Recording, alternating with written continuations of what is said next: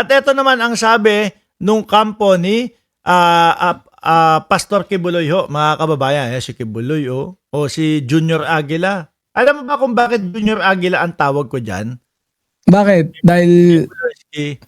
Hindi kasi nung nahuli yan, yung naaresto, di ba nakasombrero siya, tapos nakatakip yung mukha, tapos may nakasulat dito, Aguila. Okay. Aguila. Tapos, naalala ko, meron ng senior may senior na Senior Aguila. Si Senior Aguila. Yan, Junior Aguila.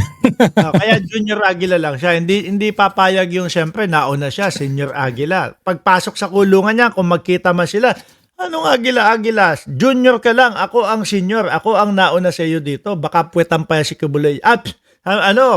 Baka. Pero hindi papayag yun. Madali. Pero, ilang taon na nakakulong? May isang taon na, no? Sino ba nauna sa kanila? Oo, si Kibuloy. Oo, may isang taon na. Lagpas na din yata. Anyway, ito yung sabi nung kampo ni Kibuloy, yung mga Gusto mo ako na magbasa? Para magtrabaho naman ako. Sige. Sabi rito we are ready to defend the rights and interests of Pastor Kibuloy. Wala pa umanong natatanggap na formal na impormasyon si Attorney Ferdinand Topacio kaugnay sa request ng Estados Unidos na ang pag-extradite kay Kingdom of Jesus Christ KOJC leader Pastor Apollo Kibuloy. Gayunpaman, iginigit ni Topacio na susundin pa rin ang umiiral na extradition law sakaling gamitin ng Estados Unidos ang extradition treaty nito sa Pilipinas. Gayon din ang prosesong itinakda ng Korte Suprema noong nakaraang taon. Ayan. The said law requires... Tuloy.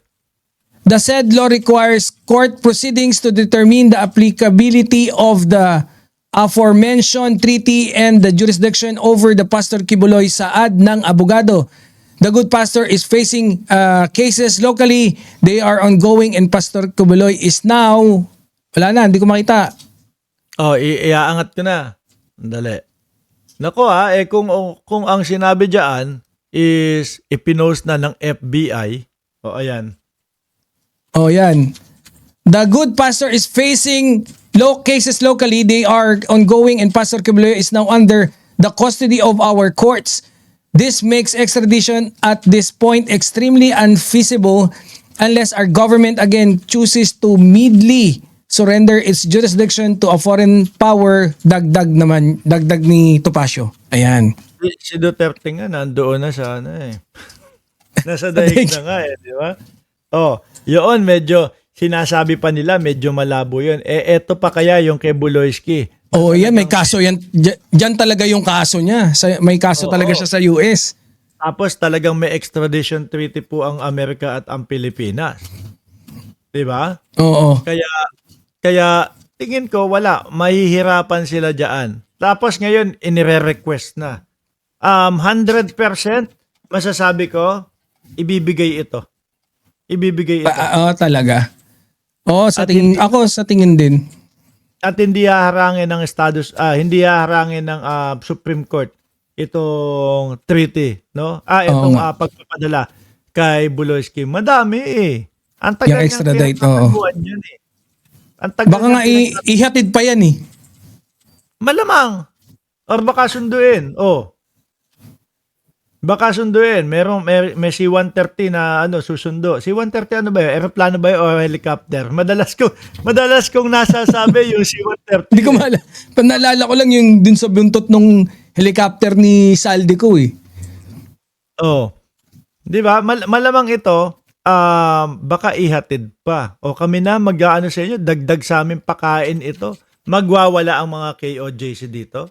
Magagalit yung mga kampo ni Buloyski dito. Pero sa tingin mo magrarally sila? Ha?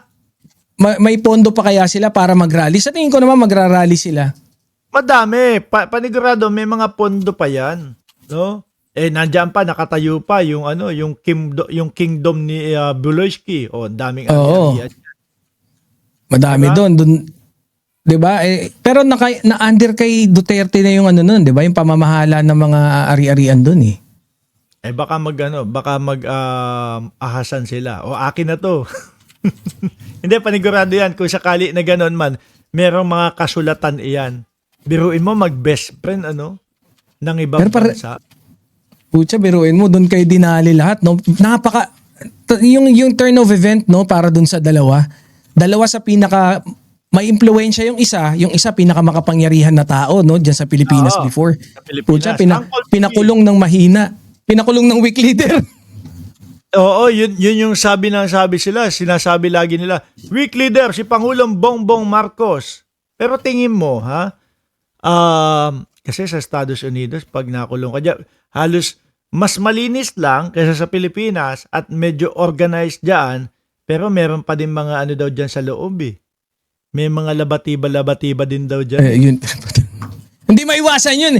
Biruin mo, 1 taon ka nakakulong, walang bembang-bembang syempre, di ba?